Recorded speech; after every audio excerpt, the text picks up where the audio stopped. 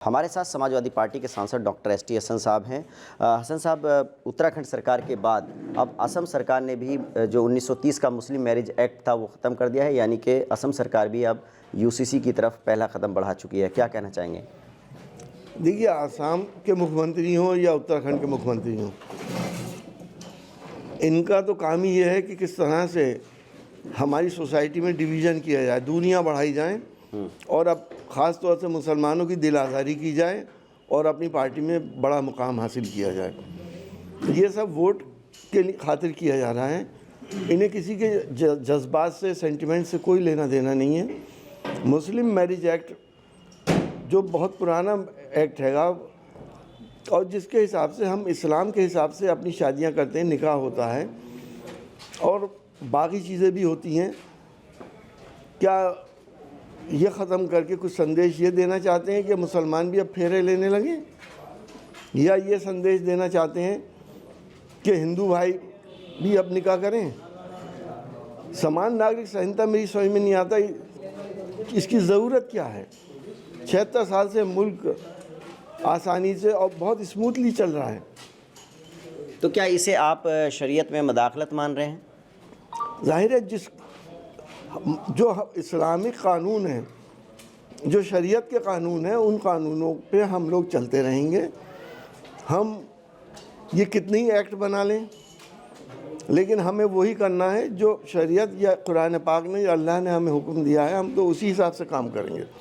अच्छा, उत्तराखंड सरकार ने विधानसभा में तो समान नागरिक संहिता कानून पास कर ही दिया है। आज उसकी पहली मीटिंग है इम्प्लीमेंटेशन को लेकर के, और उसके जो और चीज़ें हैं, तो उत्तराखंड में आज पहली मीटिंग होने जा रही है। उधर आसाम में जो है ये मुस्लिम मैरिज एक्ट ख़त्म हो गया। तो उत्तराखंड सरकार के इस फैसले को, इस मीटिंग को आप किस तरह से देख रहे हैं, किस नज़र से देख रहे हैं?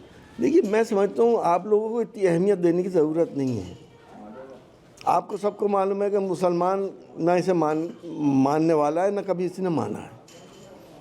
लेकिन क्योंकि चुनाव है, टेंशन पैदा करना है, दो बड़ी आबादियों के बीच में फासले बढ़ाने हैं, कहीं ना कहीं आग में घी आप लोगों को भी डालने का काम करते हैं।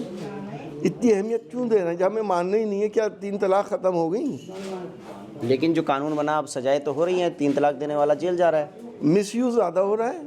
मैंने पार्लियामेंट में पूछा है कि हमें ये बताया जाए कि इसका मिसयूज़ कितना हुआ है। आपने ये तो आंकड़ा दे दिया कि 3 तलाक में हमने इतनी कार्रवाई करी, लेकिन मिसयूज़ भी तो देखिए हमारे जी।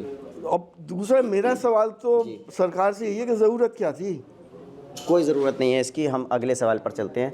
आज राहुल गांधी आ रहे हैं, प्रियंका गांधी आ रहे हैं, उनकी भारत जोड़ो न्याय यात्रा शुरू होने वाली है। तो क्या आप शामिल होंगे? अब गठबंधन तो हो ही गया है। बिल्कुल, हम सब लोग शामिल होंगे। Like minded parties, secular parties ये चाहती हैं कि देश का ताना बाना ना बिखरे, सांप्रदायिक सौहार्द ख़राब ना हो, देश की गंगा जमनी तहजीब जो हमारे बुज़ुर्गों ने हमें दी थी वो ख़राब ना हो। बदकिस्मती यह है कि पिछले 10 सालों से जितनी हिंदुस्तान की 2 बड़ी आबादियों के बीच में फासले पैदा हो रहे हैं, इससे पहले कभी नहीं थे।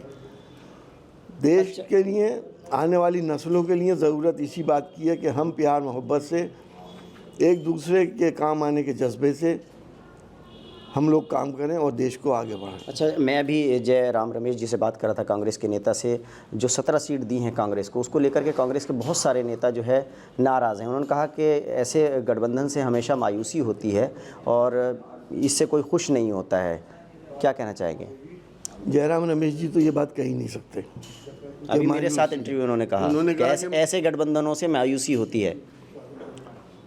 न जाने कैसे कहा, वो तो अलमबरदार हैं इस बात के कि गठबंधन हो, और सबसे ज़्यादा अग्रणी पंक्ति में जयराम रमेश जी रहे हैं। मैं भी कई मीटिंग्स में रहा हूँ उनके साथ। उन्होंने ये भी कहा कि मायावती के लिए हमारे दरवाजे खुले हुए हैं।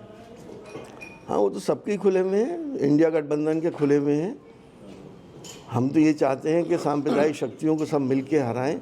जो लोग उनको हराना चाहते हैं वो हमारे साथ आएँ, जो नहीं चाहते हैं वो अपना अलग कारोबार करें। तो असम सरकार के इस फैसले की आप निंदा करते हैं, जो मुस्लिम मैरिज एक्ट कानून रद्द किया है? यकीनी तौर पे निंदा ही नहीं, बल्कि हम डिसोबीडियंस करते हैं इसका। नहीं मान हम निकाह करते हैं, निकाह करते रहेंगे। हम कोई और तरीका नहीं इस्तेमाल करेंगे। हमारे यहाँ जो सिस्टम है, जो शरीयत ने हमें दिया है, जो कुरान ने हमें दिया है, हम पहले उसे फॉलो करेंगे। देखिए, समाजवादी पार्टी के सांसद का साफ तौर पर कहना है कि असम सरकार हो या उत्तराखंड सरकार, अगर वो कोई कानून ला रहे हैं ऐसा जो शरीयत के ख़िलाफ़ है तो ये उसको नहीं मानेंगे। इनका कहना है कि हम कुरान और हदीस के हिसाब से जो शरीयत का कानून है उसी को फॉलो करेंगे।